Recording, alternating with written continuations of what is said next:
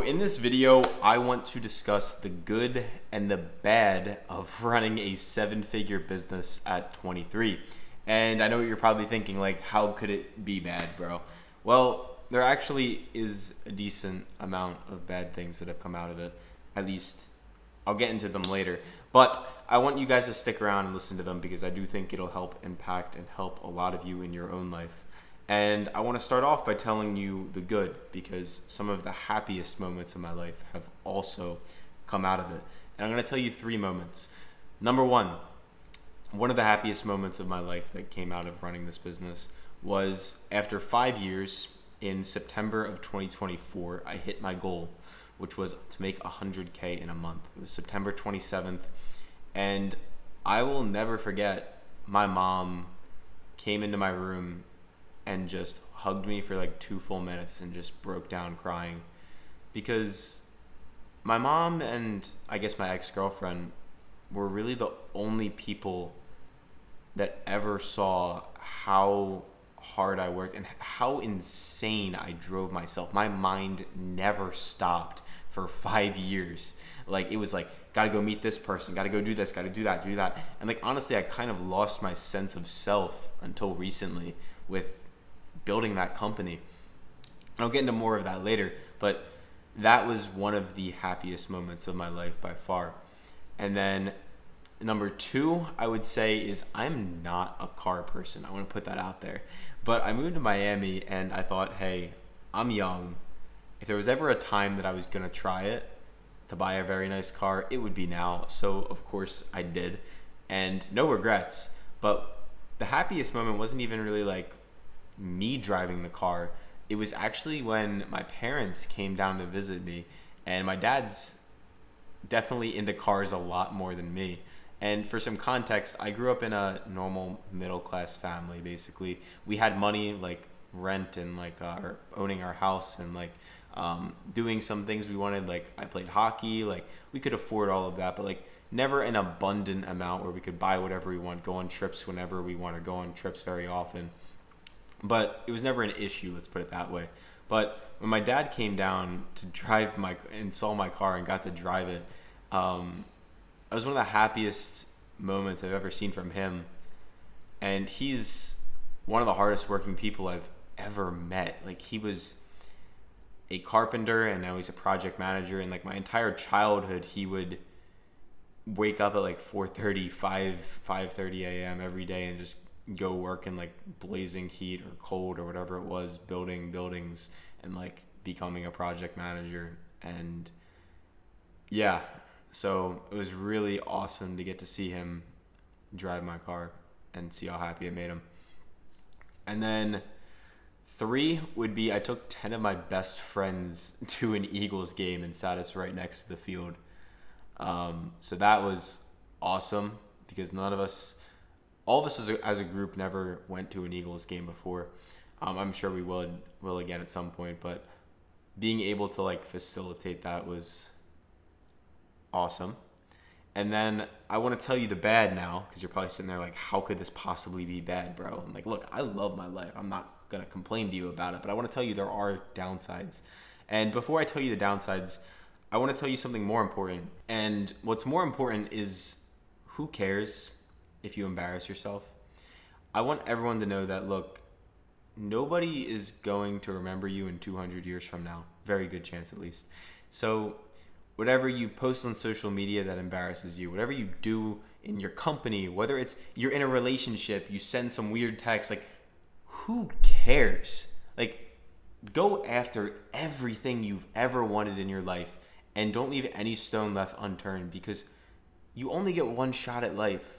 So find what you like, go after it, and stop caring what people think. I cared way too long what people think. Like, bro, go look at some of like my old YouTube content. Like, dude, it is so embarrassing. It is so bad. Like, even this I might look back on. I don't think I will though. But like, back in the day, it was like so bad. And like, looking back on myself, it is kind of like embarrassing. But like, it got me to where I am today, and like, I have no regrets. So go after what you want.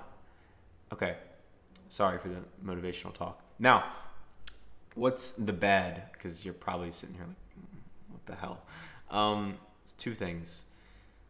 Number one is something I didn't fully, I guess, comprehend until very recently when I moved to Miami and out of my hometown. But it was my company became my identity. So, as I said to you guys earlier, like, my mind never stopped. It was always, who can I meet next? Where should I be going? Like, what can I do? 24/7, because it was all weekends. Like, for 5 years, it was working all day, all night, on weekends and everything. So, like, getting in that mode and getting out of that mode, even though I had the success, my brain and my body were still, like, so used to this high stress, like, situation, high anxiety of, like, gotta be doing something, gotta be meeting this person, gotta be going and doing this. Like, my brain, like, never just stopped.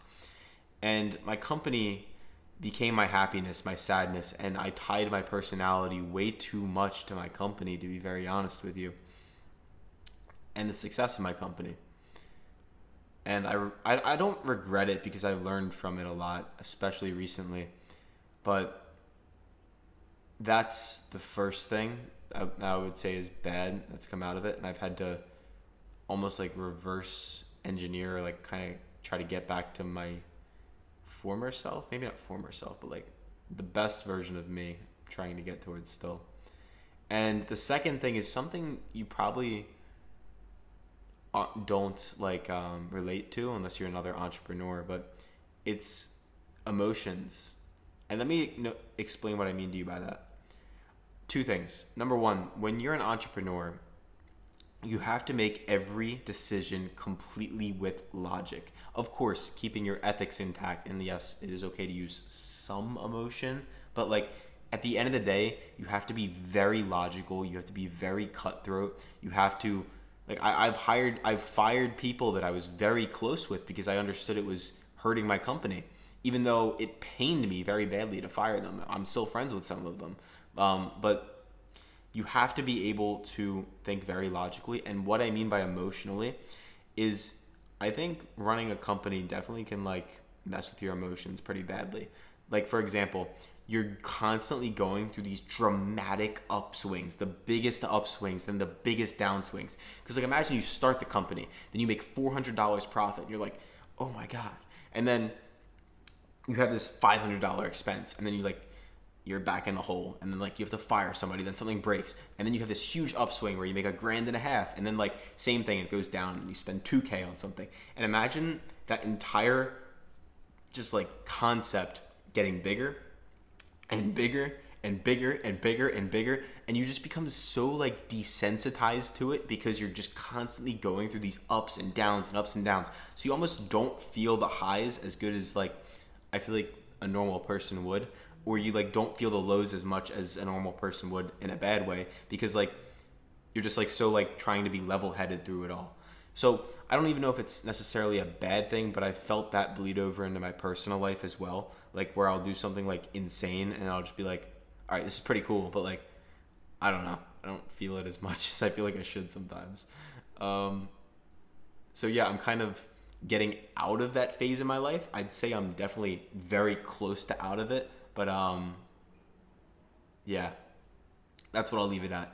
So that's the good, that's the bad of running a 7-figure company at 23. Of course, there are people with much worse problems in life, but I want you guys to know that everything you see online, including with me, even if you follow me, like it's not all sunshine and rainbows. And like just because someone's life seems perfect doesn't mean it is perfect. Everyone's going through something, no matter how big or how small it is. Like there's a lot of you watching this that might be going through something much tougher than me right now, and I hope that everything works out well for you, and I hope everything works out the right way, I guess. But yeah, you can get anything you want in life if you just go after it. Thanks.